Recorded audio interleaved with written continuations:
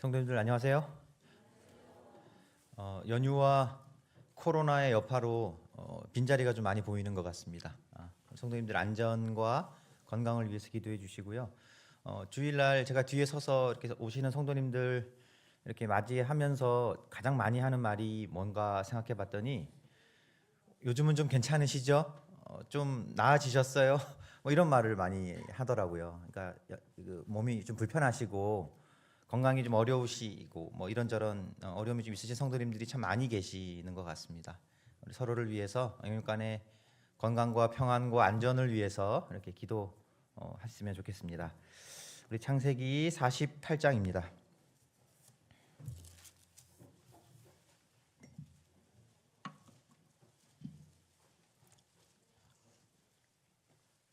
창세기 48장입니다. 먼저 내용을 먼저 읽어보도록 하겠습니다.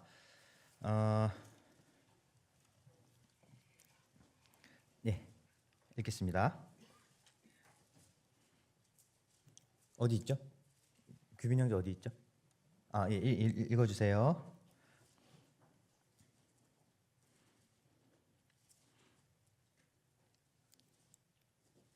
마이크가 안 된다고 하는데요.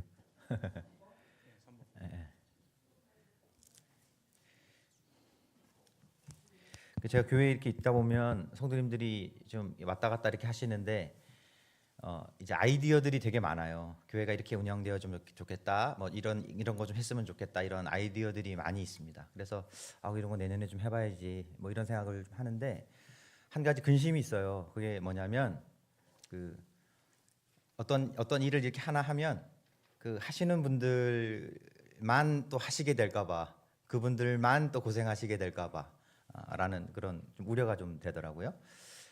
저도 들은 얘기인데 뭐 그 남극에 가면 그 펭귄들이 있잖아요. 펭귄들이 이렇게 추위를 견딜 때 이렇게 모여가지고 이렇게 돔처럼 이렇게 있는데 막 추위가 이렇게 있으면 바깥에 있는 펭귄들은 춥잖아요.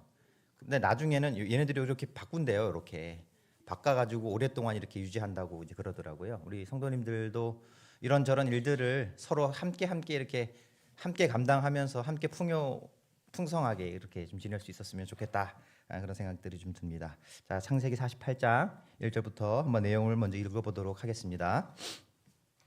이 일 후에 어떤 사람이 요셉에게 말하기를 내 아버지가 병들었다 하므로 그가 곧 두 아들 므낫세와 에브라임과 함께 이르니 이 일 후에 이렇게 되어 있습니다. 여러분 성경은 장절로 다 나누어져 있지만 실제로는 장절이 나누어져 있지 않다. 그리고 통으로 하나로 써져 있다. 그래서 우리가 장과 장이 넘어갈 때는 앞장이 어떤 일이 있었는지를 좀 살필 필요가 있고요. 특히 오늘처럼 이 일 후에 이렇게 성경에서 아주 친절하게 이 전에 어떤 일이 있었는지를 살펴야 해 이렇게 알려줄 때는 앞에 반드시 좀 살필 필요가 있습니다. 앞에 어떤 일이 있었냐면은 야곱이 요셉에게 내가 죽으면 나의 해골을 가져다가 저기 하나님의 약속의 땅으로 데리고 가라 하는 그 약속을 하는 그 장면입니다. 야곱이 130세에 애굽 땅으로 들어가고 17년 동안 살고 이제 죽을 때가 가까워서 이제 그가 자기 자녀들에게 자기의 어떤 죽은 이후에 어떤 그 무엇에 대하여 이제 이야기하는 것입니다. 그러니까 야곱이 이제 죽을 때가 다 된 것이에요. 이제 자기 수명이 이제 다 한 그 상황입니다. 또 오늘 본문에 보시면 1절에 보시면 내 아버지가 병들었다 이렇게 되어 있습니다. 이 병들었다라고 하는 말은 어떤 병에 걸렸다, 실제로 어떤 병에 걸렸다라고 하는 것들을 강조하기보다는 그가 정말 나이가 많아졌다라는 말입니다. 정말 노쇠해서 이제 정말 죽을 날이 얼마 남지 않았다 이제 그런 말입니다. 근데 그 이야기를 듣고 곧바로 요셉이 두 아들 므낫세와 에브라임을 데리고 이제 그에게 가게 됩니다. 자, 질문 드려볼게요. 아버지가 병들었다는 이야기를 누가 전해줍니까? 어떤 사람입니다. 여러분 이런 것들은 그냥 지나치기 쉬운데 이런 것들도 성경을 읽으실 때는 잘 주의 깊게 살펴보셔야 합니다. 자, 지금 세 명의 어른이 등장하고 있어요. 야곱과 요셉과 어떤 사람입니다. 자, 2절. 어떤 사람이 야곱에게 말하되 내 아들 요셉이 내게 왔다 하매 이스라엘이 힘을 내어 침상에 앉아 요셉에게 이르되 이전에 가나안 땅 루스에서 전능하신 하나님이 내게 나타나사 복을 주시며 자, 2절 먼저 보겠습니다. 어떤 사람이 야곱에게 말하였습니다. 내 아들 요셉이 내게 왔다. 그러니까 이스라엘 야곱이 힘을 내어 침상에 앉았다라는 말입니다. 힘을 내다라는 말은 스스로를 견고케 하다라는 말입니다.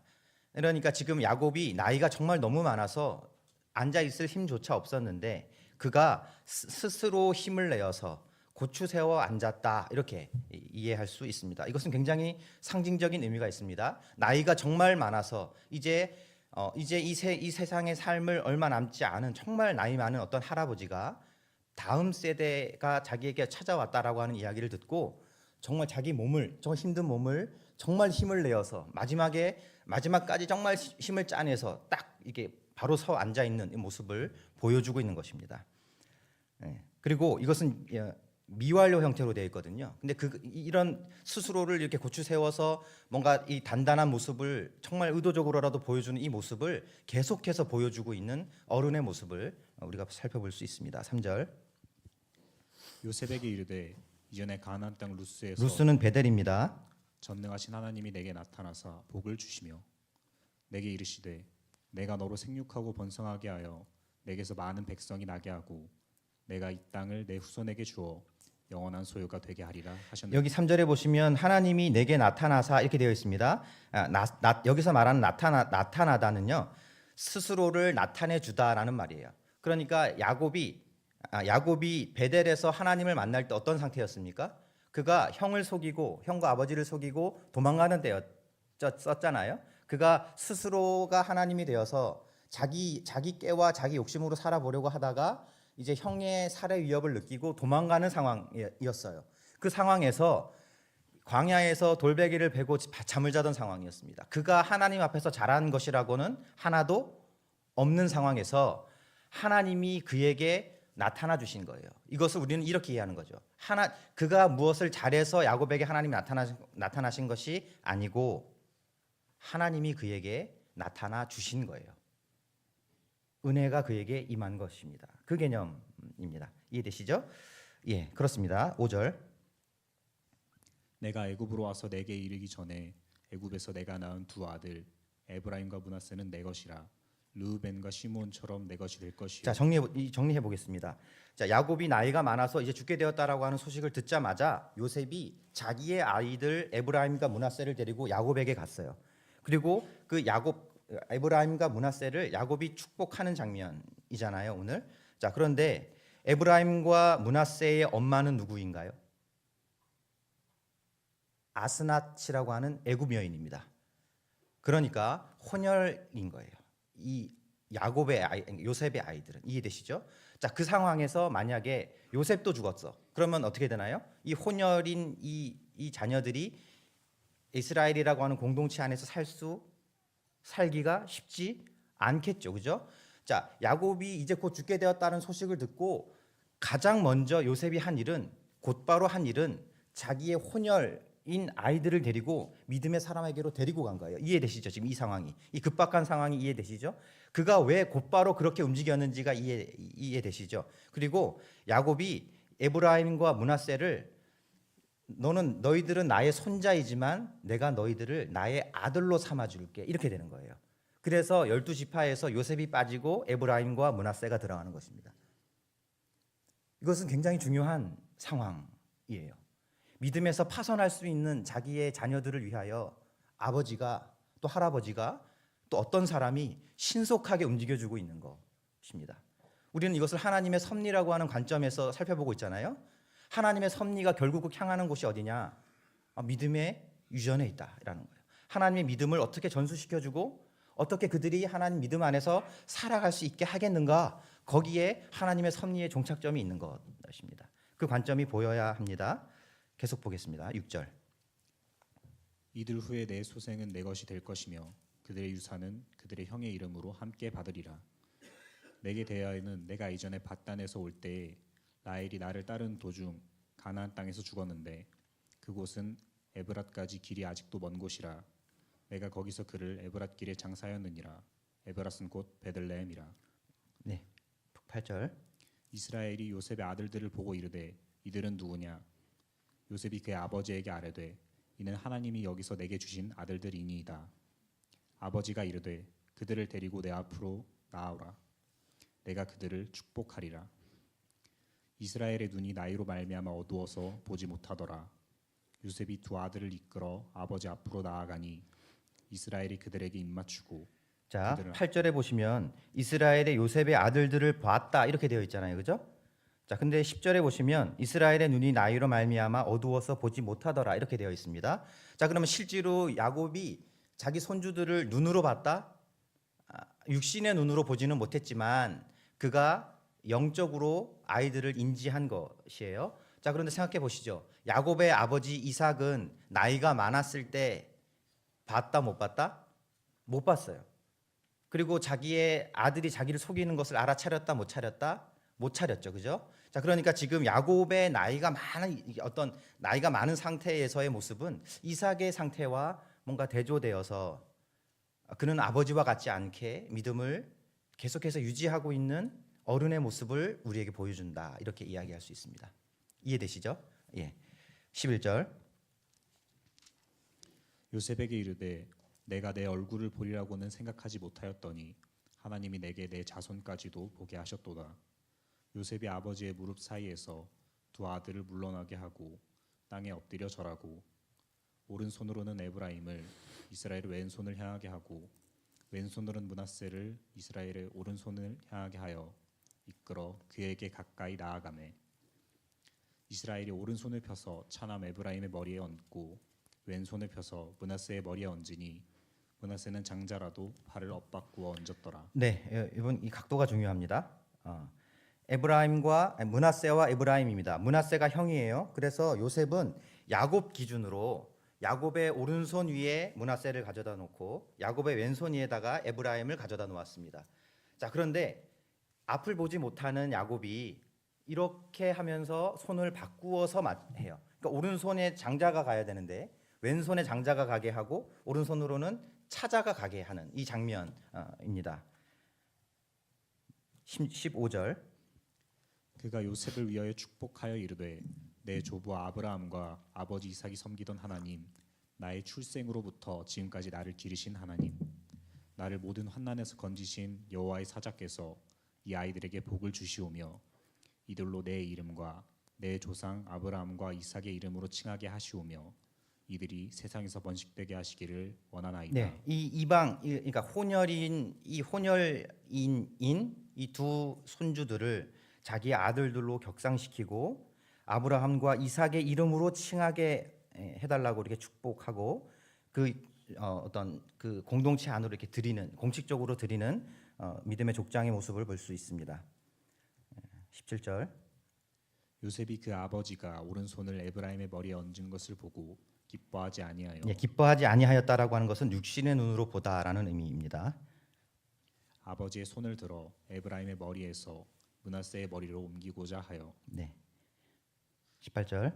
그의 아버지에게 이르되 아버지여 그리 마옵소서. 여기서 아버지여 그리 하지 마옵소서를 그러니까 원어를 찾아보면 우리는 아버지 그리하지 마옵소서 이렇게 번역이 되어 있는데 원어상으로는 아버지 이런 말이에요. 그러니까 문장이 끝까지 형성되어 있지 않은 거예요. 그러니까 요셉이 굉장히 어떤 급한 마음에 아버지를 뜯어 말리려고 손을 뻗은 것인 거죠. 자, 그런데 성경은 그러한 그의 행동이 영적으로 왔다라고 말하지 않습니다. 자, 육신으로 왔다 이렇게 이야기를 하는 것이죠. 일단은 보겠습니다. 19절, 18절 다시 읽겠습니다. 그의 아버지에게 이르되 아버지여 그리 마옵소서. 이는 장자이니 오른손을 그의 머리에 얹으소서 하였으나 그의 아버지가 허락하지 아니하며 이르되 나도 안다 내 아들아 나도 안다. 그도 한 족속이 되며 그도 크게 되려니와 그의 아우가 그보다 큰 자가 되고 그의 자손이 여러 민족을 이루리라 하고 그날에 그들에게 축복하여 이르되 이스라엘이 너로 말미암아 축복하기를 하나님이 내게 에브라임 같고 므낫세 같게 하시리라 하며 에브라임을 므낫세보다 앞세웠더라. 여러분, 에브라임을 므낫세보다 앞세웠더라 이렇게 되어 있는데요. 나중에 다음 시간에는 12지파 12족속에 대해서 살펴볼 텐데 에브라임은요 북방 이스라엘을 대표하는 족속이 돼요. 그래서 성경에 나중에 열왕기 상하, 열대 상하 이런 데 읽어보시면 북방 이스라엘 10개 지파 전체를 통틀어 말할 때 에브라임이다 이렇게 말하는 경우도 있어요. 그러니까 굉장한 축복을 지금 그가 해준 것입니다. 21절. 이스라엘이 요셉에게 또 이르되 나는 죽으나 하나님이 너희와 함께 계시사 너희를 인도하여 너희 조상의 땅으로 돌아가게 하시려니와 내가 내게 내 형제보다 세겜 땅을 더 주었나니. 여기서 말하는 세겜은 우리가 알고 있는 그 세겜 땅이 아닌 것으로 그렇게 본다고 합니다. 계속 보겠습니다. 이는 내가 내 칼과 활로 아모리 족속의 손에서 빼앗은 것이니라. 네. 오늘은 하나님의 섭리는 믿음은 하나님의 섭리를 사는 것입니다. 12번째 시간이고요. 하나님의 섭리가 향하는 곳, 믿음의 유전입니다. 하나님의 섭리가 이끄는 믿음의 유전입니다. 이제 야곱이 147세가 다 되어서 이제 그가 나이가 정말 너무너무 많아진 그 상황입니다. 그는 심상에 앉아 있기조차도 힘든 그 상황이었어요. 그 상황에서 48장, 49장이 이렇게 한 번에 이어지는데요. 이 48장, 49장의 내용들은요. 자기의 다음 세대를 위한 그의 어떤 믿음의 족장으로서 축복권을 가지고 있는 족장으로서의 어떤 마지막 사명이다 이렇게 이야기할 수 있습니다. 그냥 쉽게 말씀을 드리면 다음 세대를 위하여 그가 믿음의 유전을 시키고 있는 그 장면이다 이렇게 이야기할 수 있습니다. 아까 말씀을 읽으면서 살펴보았지만 그가 나이가 많아졌다라고 하는 소식을 어떤 사람이 요셉에게 전해줍니다. 그 소식을 들은 요셉은요 즉시 자기 아이들을 데리고 야곱에게로 갑니다. 왜냐하면 자기의 아이들은 혼혈인이었기 때문에 그렇습니다. 우리 저번에 우리 노광호 형제님 와서 말씀하셨을 때 얘기 들으셨잖아요. 지금도 이스라엘에 가서 한국 성도들을 소개하면 이방인 형제들이 왔다 이렇게 소개한다 그러잖아요. 그러니까 이스라엘 사람들은 순수 혈통주의가 굉장히 강한 사람들이었기 때문에 자기의 같은 아버지라고 할지라도 혼혈이 섞여 있으면 정말 사람으로 취급하지 않는 그런 문화가 그들에게 있었기 때문에 이것을 우리에게 적용한다면은요 나의 자녀가 이제 믿음에서 떨어져 나갈 수 있는 그 아주 위기의 상황에 있었기 때문에 그가 곧 즉시 그 무엇보다도 우선적으로 믿음의 유전을 위하여 일하는 것입니다. 여러분 하나님의 섭리는 결국 믿음의 유전을 향하여 갑니다.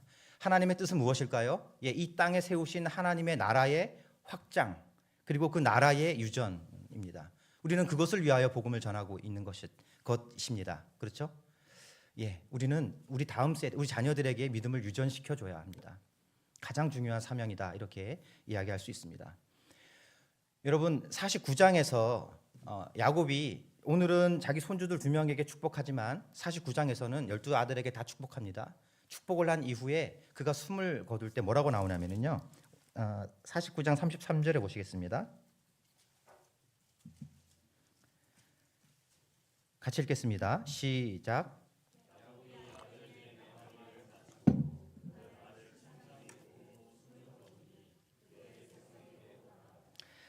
야곱이 아들들에게 명하기를 그러니까 믿음의 유전하기를 마치고 그 발을 침상에 모으고 숨을 거두었다 이렇게 되어 있습니다. 그의 마지막 사명은 자기의 자녀들에게 믿음을 유전시켜주는 것이었습니다. 그런데 그 일을 마치고 나서 발을 모으고 숨을 거두었다 이렇게 이야기하는 것입니다. 이게 우리의 사명이 되어야 합니다. 믿음을 전하는 것, 믿음을 유전시키는 것 그것이 우리의 사명이 되어야 합니다. 하나님의 섭리가 이끄는 믿음의 유전 속에는 여러 가지들이 있을 수 있는데요. 첫 번째로 어떤 부분이 있는지 살펴보도록 하겠습니다. 하나님의 섭리가 이끄는 믿음의 유전에는요. 먼저 된 자들의 노력이 있습니다. 어른들의 노력이다 이렇게 이야기하고 싶습니다. 오늘 본문을 시작하면서 어떤 사람이 있었고요. 또 야곱이 있었고 요셉이 있었습니다. 이 세 사람이 하나의 목표를 향하여서 달려갔습니다. 그것은 므낫세와 에브라임에게 믿음을 전수시켜주는 것이었습니다. 먼저 아까 계속 이야기 반복이 되는데요. 요셉은 아주 신속하게 움직였어요. 내 아이들의 처지와 상황을 살펴보고 내가 신속하게 움직이지 않으면 안 된다라고 하는 그 급박성을 깨닫고 신속하게 움직였습니다. 그리고 요셉은요 어떤 일을 했습니까?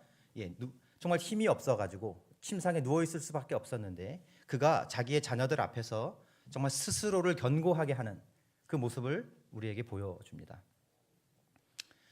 여러분 신앙생활에 있어서 중요한 것을 꼽으라 그러면은요, 말씀과 기도와 모이기를 힘쓰는 것입니다. 그렇죠?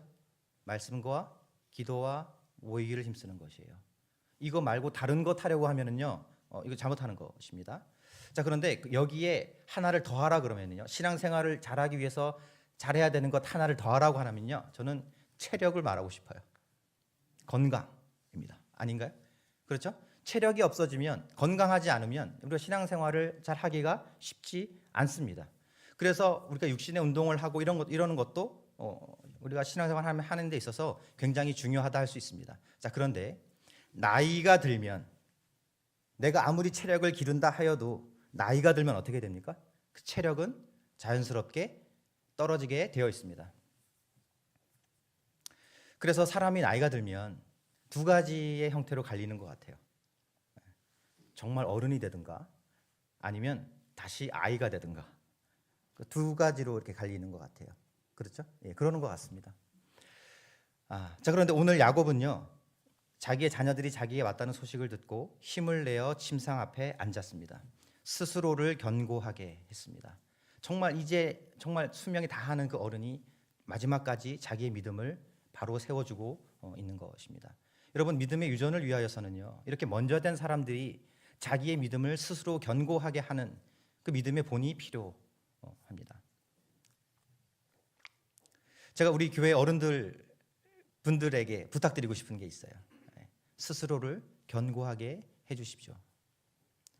정말 체력이 떨어지면 떨어질수록, 정말 나이가 더 들면 들수록 여러분 스스로를 견고하게 해주십시오. 여러분들의 모습을 자녀들이, 다음 세대 사람들이 보고 배웁니다. 제가 우리 희성이와 이렇게 막 놀아주거든요. 밤에 잘 놀아주지 못합니다. 저도 체력이 안 좋아서 막 놀아주면은요, 제가 깜짝깜짝 놀랄 때가 있어요. 저는 뭐 이렇게 어떻게 뭘 이렇게 하다가 뭐 이렇게 실수로 뭐를 떨어뜨리거나 뭐 실수가 나면 저도 모르게 이러더라고. 제가 이렇게 해요. 저도 몰랐어요. 그런데 희성이가 저를 막 때리면서 이런 하면서 놀아요. 제가 깜짝 놀랐어요. 나에게 내가 그런 말을 하는구나. 여러분, 여러분들의 모습은, 여러분들 스스로도 인지하지 못하는 여러분들의 모습을 사람들이 보고 배웁니다. 여러분들의 말투, 여러분들의 걸음걸이, 여러분들의 그 모습, 태도, 말하는 것, 이런 것들을 보는 거예요. 그리고 야곱과 요셉이 그렇게 일했잖아요. 그런데 그것만 갖고 되는 게 아닙니다. 어떤 사람이 등장해요. 어떤 사람은 누군지 모르겠어요. 성경에서 여기서 어떤 사람이라고 표현했다고 하는 것은 우리 모두가 어떤 사람이 되어야 한다고 하는 것입니다. 여러분, 한 아이가 자라기 위해서는 그 마을의 도움이 필요하다고 우리 그런 얘기 많이 하잖아요. 그죠? 예. 적시적소에서 우리가 다음 세대를 위하여서 역할을 해야 되는 것입니다.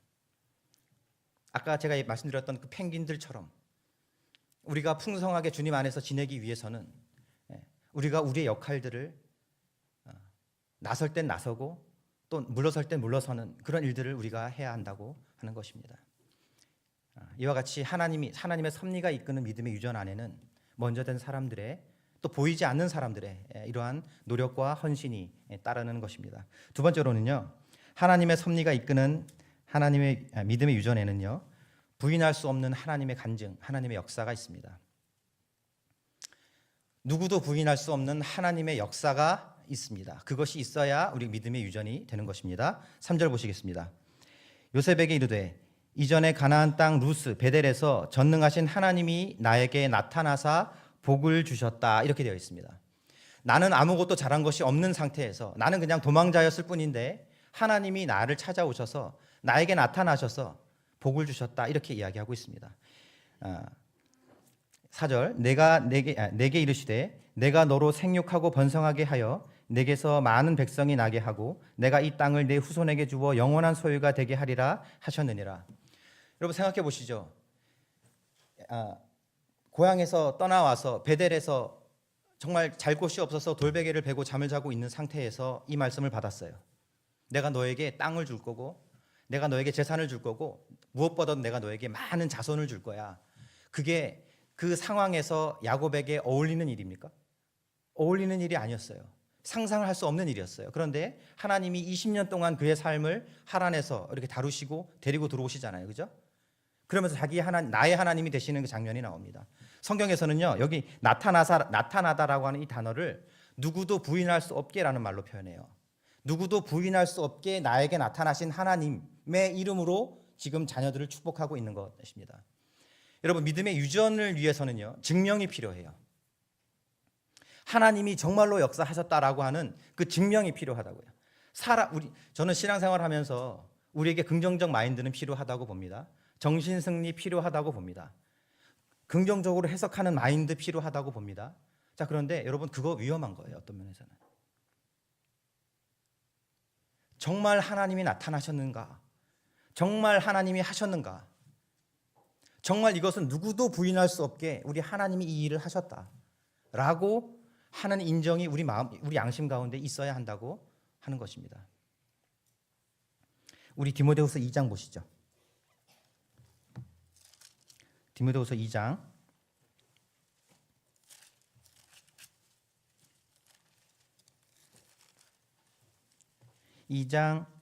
2절입니다. 같이 읽겠습니다. 시작. 또 내가 많은 증인들 앞에서 내게 들은 바를 충성된 사람들에게 부탁하라. 그들이 또 다른 사람들을 가르칠 수 있으리라. 여기 보면 또 내가 많은 증인들 앞에서 내게 들은 바를 충성된 사람들에게 부탁하라 이렇게 말합니다. 여기서 말하는 부탁하다라는 말은 증명해 보여주라는 말입니다.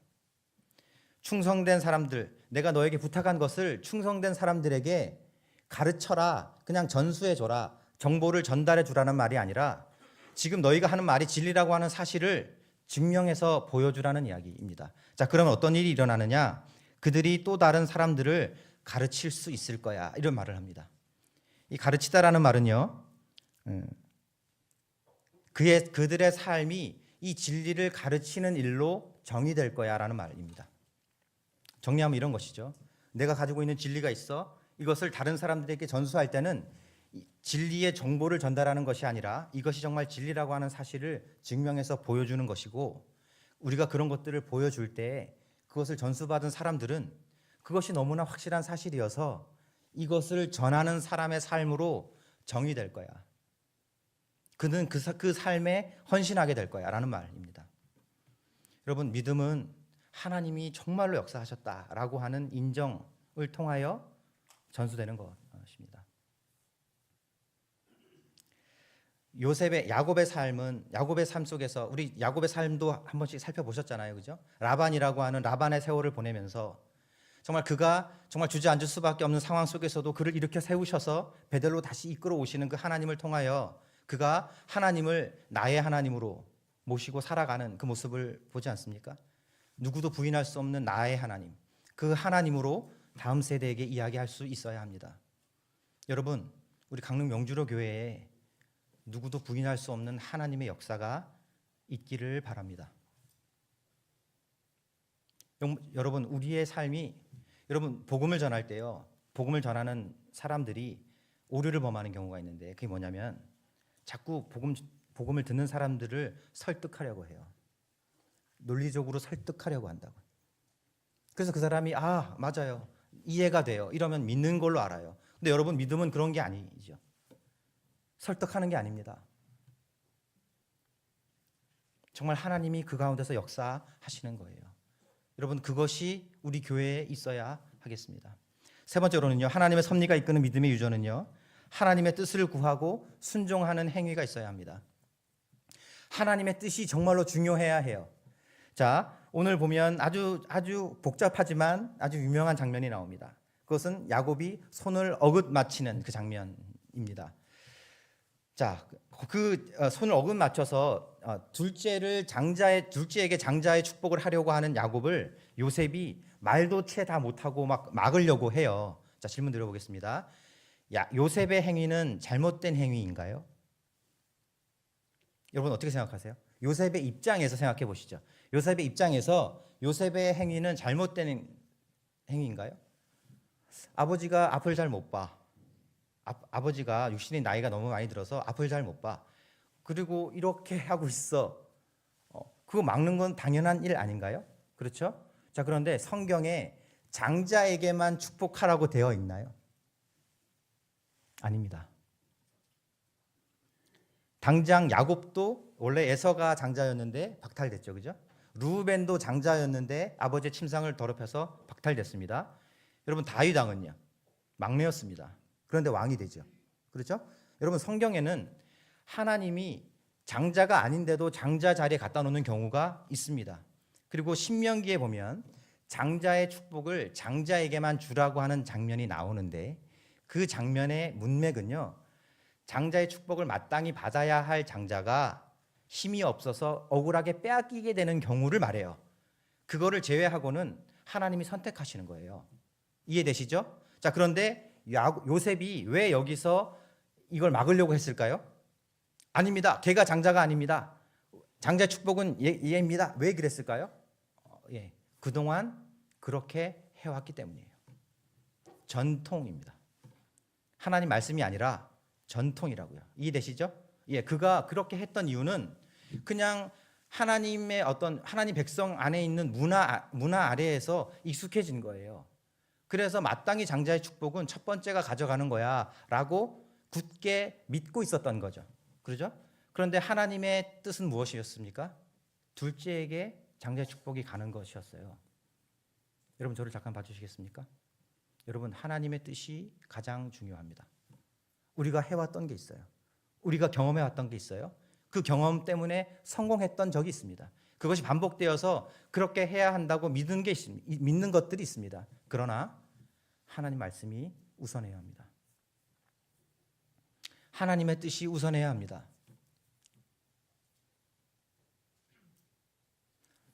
그러면 이제 고민이 드는 거죠. 하나님의 뜻은 어떻게 분별하는데? 그렇죠? 하나님의 뜻은 어떻게 분별하는데? 요한복음 14장에 가면 이런 말씀이 있습니다. 나의 계명을 지키는 자에게 나를 나타내리라. 이런 말씀이 있어요. 여러분 하나님의 뜻을 분별하기 위해서는 어떻게 해야 됩니까? 하나님의 계명을 지키려 해야 합니다. 지키려 하는 자에게 하나님이 하나님의 말씀을 하나님의 뜻을 보여주는 것이다. 이렇게 성경이 말하고 있습니다. 그래서 성경 해석의 제1의 원칙은 문맥을 살피는 게 아니고 하나님의 말씀에 순종하려고 하는 태도가 있어야 한다. 이렇게 말씀드릴 수 있습니다. 마지막 네 번째인데요. 하나님의 섭리가 이끄는 믿음의 유전. 네 번째로는요. 섬길 자에 대한 명확한 인식이 있습니다. 21절 보시겠습니다. 창세기 48장 21절. 제가 읽겠습니다. 이스라엘이 요셉에게 또 이르되 나는 죽으나 하나님이 너와 함께 계시사 너희를 인도하여 너희 조상의 땅으로 돌아가게 하시려니와. 중요한 말씀은 이겁니다. 나는 죽으나 하나님이 너희와 함께 계신다. 너희를 인도하여 너희 조상의 땅으로 돌아가게 하실 것이다. 여러분 이런 것입니다. 야곱은요 축복하기를 마치고 나서 요셉에게 확인 하나 시켜줘요. 그게 뭐냐면 나는 죽고 우리 하나님은 영원히 역사하실 거야. 여러분 제가 말씀드리겠습니다. 저는 죽고요 하나님은 영원히 역사하십니다. 그렇죠? 그러면 누구를 섬겨야겠습니까? 여러분 나는 죽고요 하나님은 영원히 살아서 역사하시는데 누구를 섬겨야 하겠습니까? 우리 하나님을 섬겨야 합니다. 여러분 진짜 목사와 가짜 목사를 구별하는 방법이 있대요. 진짜 목사와 가짜 목사 어떻게 구별할까요? 자격증이 있으면 진짜 목사. 여러분 진짜 목사는 가짜 목사는요. 진짜 누구부터 말할까요?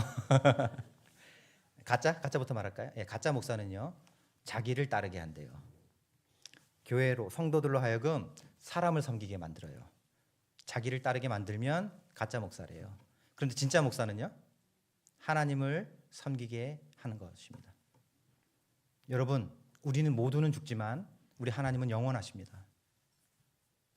우리는 하나님을 섬겨야 합니다. 여러분 사람을 따르면 안 돼요. 사람을 섬겨서는 안 됩니다. 제가 좋아하는 교파교회 목사님이 있는데요.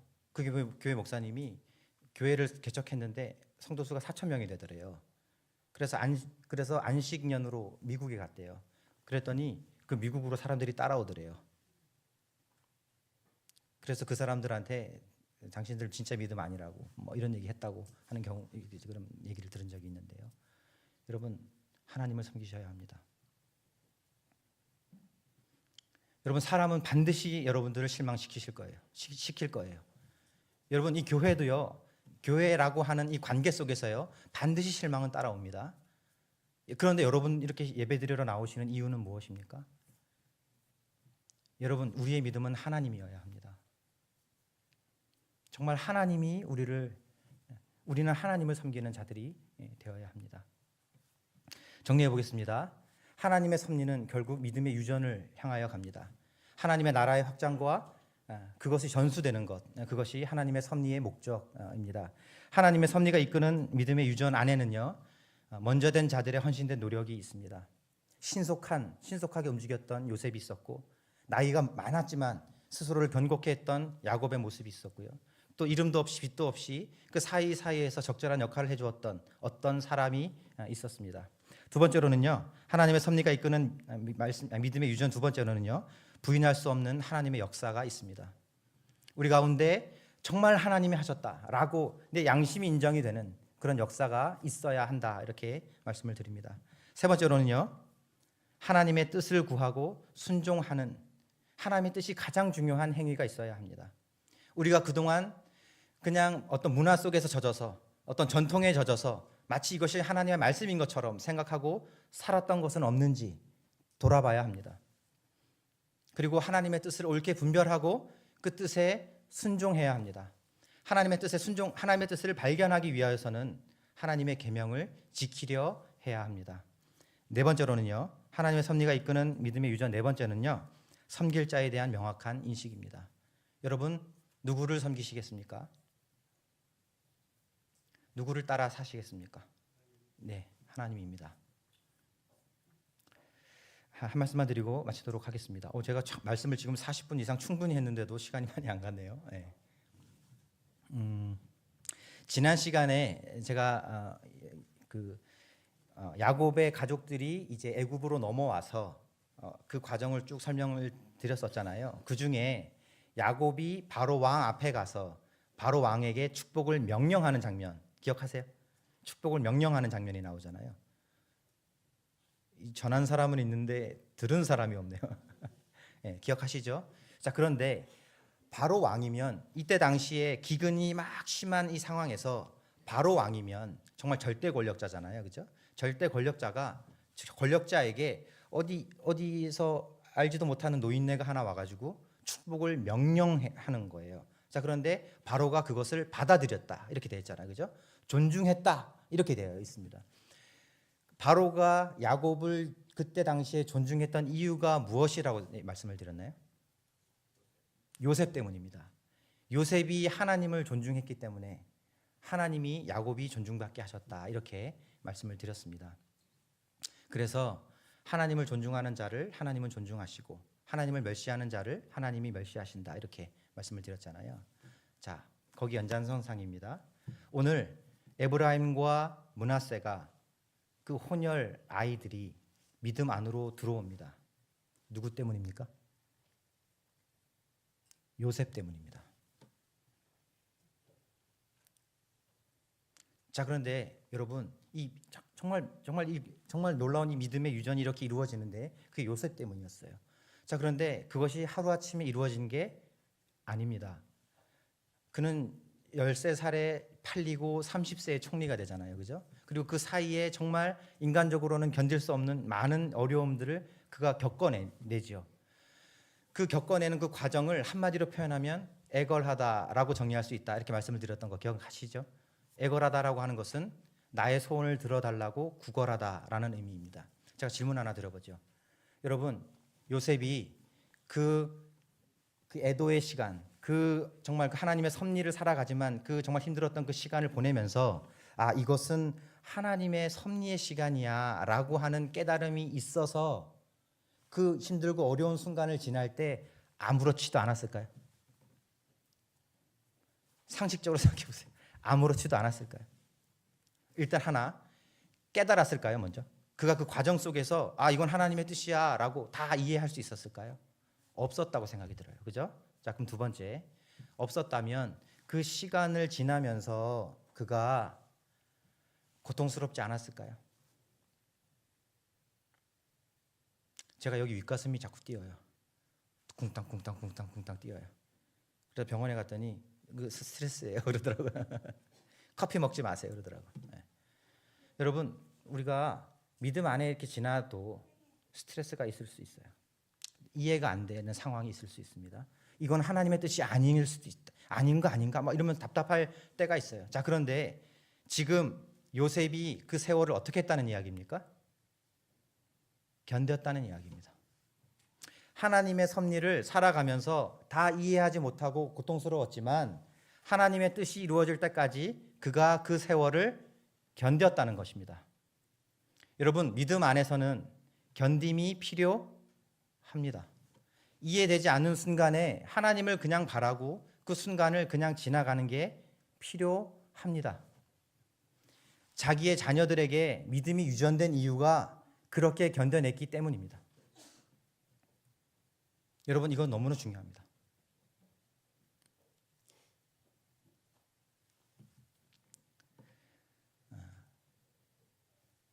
제가 저희 아이를 두고 기도하면서 정말 하나님이 들어주셨으면 하는 기도 제목이 하나 있습니다. 그게 뭐냐면 나중에 우리 아이가 컸을 때 아 우리 아버지 정말 믿음을 가지고 있는 사람이어서 나는 좋았어. 우리 아버지가 하나님의 일을 하는 사람이어서 정말 좋았어. 믿음으로 살아간다라고 하는 것은 참 좋은 일이야 라고 우리 아이가 정말 마음 가운데 양심으로 인정했으면 좋겠어요. 그런데 그렇게 해주기 위해서는 제가 항상 웃어야 되는데 제가 안 그러는 것 같아요. 못 그러는 것 같아요. 때로는 하나님의 뜻이 이해가 안 될 때도 있어요. 어려울 때도 있어요. 그 순간을 지나갈 때가 있어요. 그죠? 자 그런데 오늘 이 말씀을 보면서 깨닫는 것이 있습니다. 내가 이해되지 않아도 하나님의 뜻을 가지고 견디면 혼혈인인 내 자녀가 믿음을 가질 수 있을 것이다. 정말 믿음에서 떨어져 나갈 수밖에 없는 운명을 가지고 있는 아이라 할지라도 믿음을 가질 수 있을 것이다. 그래서 하나님의 경륜 안에서 하나님의 섭리 안에서 어쩌면 이 순간을 견디자. 아멘 하십니까? 예.